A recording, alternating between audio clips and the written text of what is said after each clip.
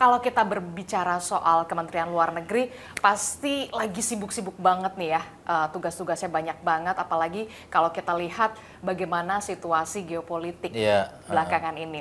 Mulai dari perang Rusia-Ukraina, kemudian juga yang masih berjalan juga sampai saat ini adalah Amerika Serikat dan juga Iran. Nah, kita juga pengen tahu Pak, sejauh ini memang posisi Indonesia Pak menghadapi situasi geopolitik saat ini itu seperti apa Pak Hafaz? Jadi mungkin saya mulai dari jangkarnya ya.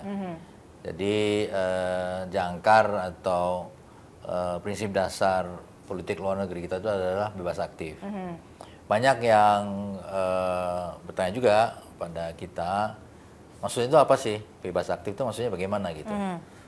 Kalau kita kembali pada penggagas prinsip ini yaitu Bung Hatta, beliau menyampaikan bahwa arti dari bebas aktif itu adalah bebas, artinya kita memiliki strategik otonomi, memiliki kebebasan untuk menentukan sendiri arah politik luar negeri kita, arah kebijakan kita, tanpa harus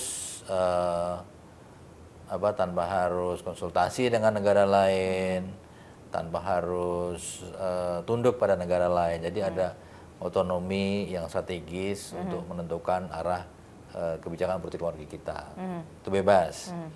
Aktif artinya kita bukan bystander, kita tidak pasif.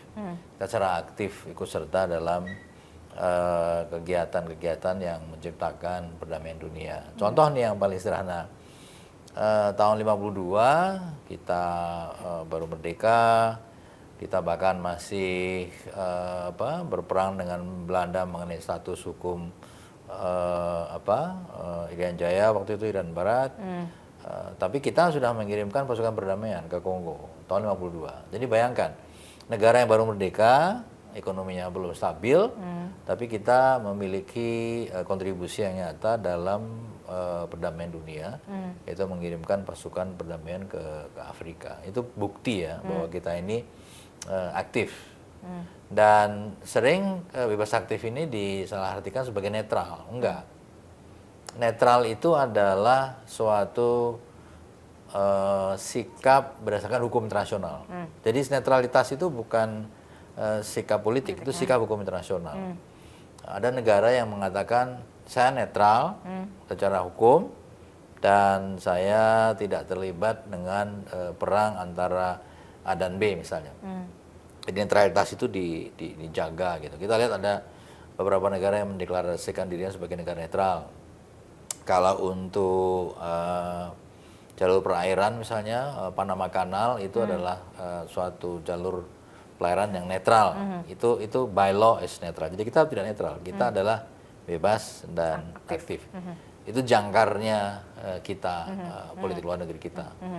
Dan prinsip ini lahir karena pada saat Indonesia merdeka waktu itu kita masuk di dalam era berakhirnya Perang Dunia Kedua, tapi juga masuk dalam era Perang Dingin, di mana ada persaingan antara dua kubu yaitu Soviet dan kubu Amerika Serikat. Jadi kita istilahnya itu adalah mendayung di antara dua karang.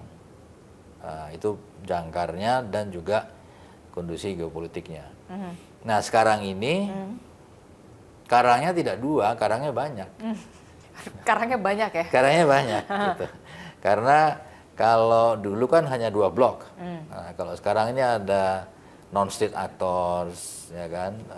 Apakah itu teroris, apa itu online scamming, apakah itu online gambling di luar negeri yang berdampak ke Indonesia, atau illegal fishing. Jadi banyak kegiatan-kegiatan ilegal yang dilakukan oleh bukan negara, tapi berdampak luar biasa terhadap negara-negara kita. Kemudian juga ada yang namanya, ini saya meminjam ya terminologi techno-feudalism gitu. Jadi ada gagasan yang berkembang sekarang ini. Ada beberapa kekuatan teknologi besar yang dinilai perilakunya itu seperti feodal gitu. Ya pemilik teknologi besar itu memang misalnya ada beberapa yang bermasalah perpajakan dengan Eropa, dengan kita, dan bahkan dengan Amerika Serikat. Jadi ini ada aktor-aktor teknologi baru yang apa ya, yang punya kekuatan yang sama atau bahkan lebih daripada negara. Jadi kita melihat dinamikanya sekarang lebih banyak karangnya, gitu. Lebih masif lah ya. Lebih sulit menavigasinya karena persoalannya menjadi sangat kompleks.